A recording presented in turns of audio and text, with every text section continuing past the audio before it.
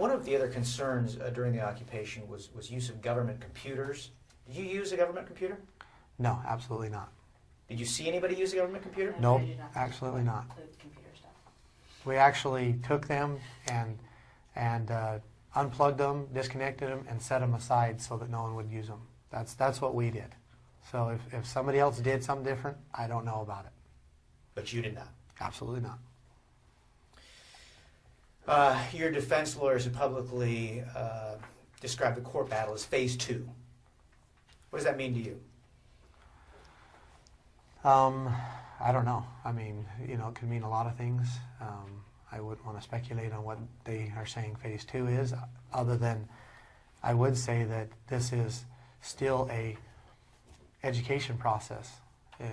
We're exposing what government is doing to people. We're exposing how government is, the federal government primarily, is acting completely out of the authority in which it has been given.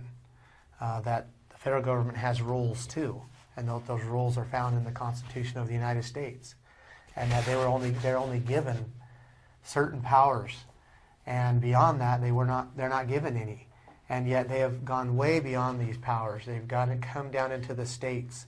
They've taken over the education system. They've taken over the welfare system. They've taken over the healthcare system. They've taken over, most of our industries. They've taken over the agriculture, and they're doing it to control, so that they can continue to build and grow their own bureaucracies and to benefit from that. And that was never the way that this government was. Our government was structured. Our government was structured for the federal government to protect the states against the outside world, to be a barrier for the states, to handle international trade, to handle national defense, to protect the borders. That way the states and the people can live free. They can work and govern themselves. They work together, and they have that protection. It was never intended for the federal government to come down into the states and to control its industries, control its health care, control its education, and control its agriculture, and the list goes on and on.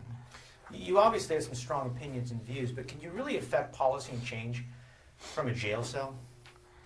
I don't know. I'm going to do the best I can. I mean, I hope that I can. I believe that I can because of education.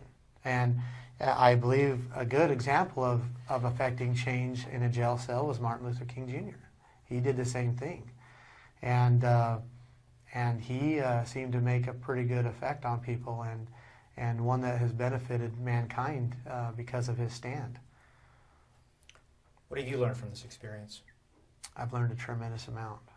I've learned that I've been able to prioritize.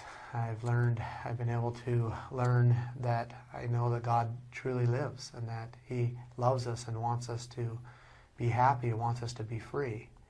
And I should say I've strengthened my understanding of these things. I've also learned how much, again, it strengthened my understanding how much I love my family and how much they mean to me.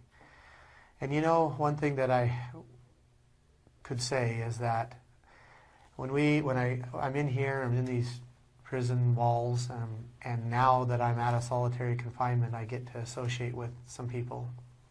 And I've asked the question, how did they get here, and why, and where was the breakdown? Because there's a lot of people here, and they're very similar in a lot of ways of why they're here. And I see that it is mostly a breakdown in their families, that they didn't have families. They didn't have a mother and a father, and they weren't really raised in that structure. And it threw them off as individuals. And so one thing that I have for certain learned is that the core unit of society is the family. And that we as a people, we need to strengthen our families. We need to, strengthen our homes. And we need to try to stay together as mothers and fathers so that we can raise our children so they don't end up in drugs, and they don't end up in prisons. And I believe, honestly, that is a core element to strengthening our society and to healing us as a nation. Forgive me if this is too personal, but you've now put yourself in a predicament where you're separated from your children. Right. They don't have a father at their home. Right. And I understand that. And I stay closely connected to them. But again, I had to weigh of whether it was worth it or not. Whether what I was doing was going to benefit my children and my family in the future, and whether it was worth it. Just as someone who goes into the military and serves across seas or even here to defend their freedom and to defend their family, that is a sacrifice that is made and has to be made at times. There's been always situations where people have had to leave their fields or their farms, if you will, and their families to go and to defend and to fight in order to preserve. And you sit here today and say, it's all worth it. I do, absolutely. The government, in their complaint, focuses heavily on statements that were made and posted online.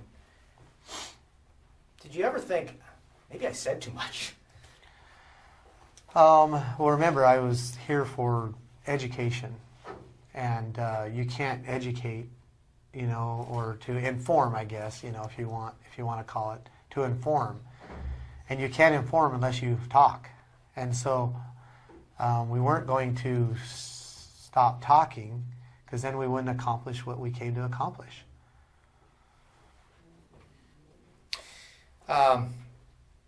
You were also charged in connection with that 2014 standoff in Nevada. Why do you think the feds brought those charges now? Yeah, I mean, I have my reasons, but it's disconnected at this time, so I won't answer that. Yeah. Even today, there were additional charges filed. Jerry DeLemus was arrested. There were charges filed against him. 9 defendants in total. What's your reaction to that? I really don't know about that. I find that very interesting, though, that he was arrested. I think that in the end, it's going to really show that what they're trying to do is trying to stop people from exercising their free speech and their First Amendment rights. I think that's what this is going to show, especially with the people that they're arresting and the reasons why they're arresting them, because these were people that were effective in spreading the word that government is acting outside the authority that the people have given it, that the government is the one breaking the law, and so they're trying to suppress that. And the people should be concerned about that. Those who spoke with you at the refuge said there was a sense of confidence that this group that was there felt like they were going to succeed in this movement. Did you succeed? Absolutely we did. Absolutely. How? Well, we brought a tremendous awareness to what was going on. And many people know about it. And we believe that if we haven't got the pendulum swinging the other way, it's slowed down. It's very close to swinging the other way. And what I mean by that is people are aware of what the federal government is doing to people now. And that wasn't the way it was before. They're aware that they're going in and prosecuting ranchers because they won't sell their property to them. They're aware that they're going in and taking property through duress. They're aware that they're going in and condemning properties just so that they can take it. And they're also becoming more aware of the Constitution and how it gives very little authority to the federal government, and how the federal government has taken a tremendous amount of usurping that authority, and how that is detrimental to our society. So yes, we have succeeded, and we will continue to succeed. And I guess that's the question, is really, it's not clear to me what is next. So yes, you've raised awareness, but then where do you go from here? Well, so I guess you go into, I mean, that's probably not my duty. That would be where the elected representatives start to stand out. That would be where people start to get in the right positions to influence government to start changing. And that's what's always happened in civil rights issues. That's always what's happened when changes need to be made. As Martin Luther King says, there's a direct action, and I'll read you his words. He says right here, and this is his letter that he wrote in the Birmingham City Jail, and he says something that's provided to you in jail, or no, yeah. Anyway, this is his letter, and he answers the question: why direct action? Why did they do what they did when they did that in Birmingham City? And he says, nonviolent direct action seeks to create such a crisis and establish such creative tension that a community that has constantly refused to negotiate is forced to confront the issue. It seeks to dramatize the issue that it can no longer be ignored. So, the purpose of direct action is to create a situation so crisis-packed that it will inevitably open the door to negotiation. And that's exactly what we did, and that's exactly what we're doing, and that's exactly what I believe will happen. Do you have any regrets? No, I don't. It's hard being in here. I won't deny that. It is tremendous to be in here and to be away from our family.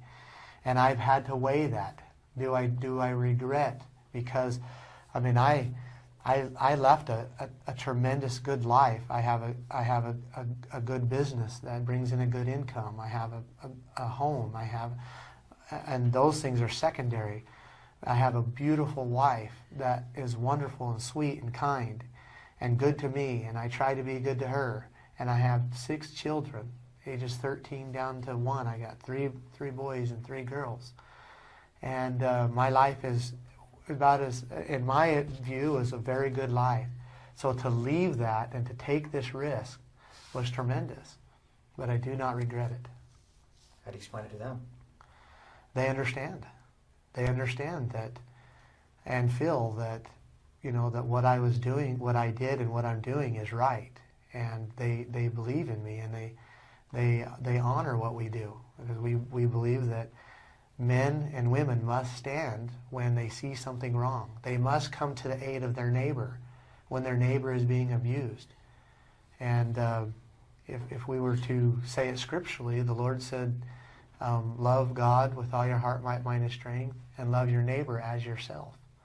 And that's what we tried to do. We saw our neighbor, the Hammonds, in that they were being abused, that there was tremendous things that were wrong, that were going on, and that the government was about ready to set a precedence that was going to allow, double jeopardy to continue, allow cruel and unusual punishment that was offending our First Amendment rights. And we could see that this family was put in duress so that they could take their property, and we felt that we had to do something. We had to make some type of stand to bring some type of attention to it so it didn't become the normal. Thank you, Ammon. Appreciate it. Thank you. I appreciate it.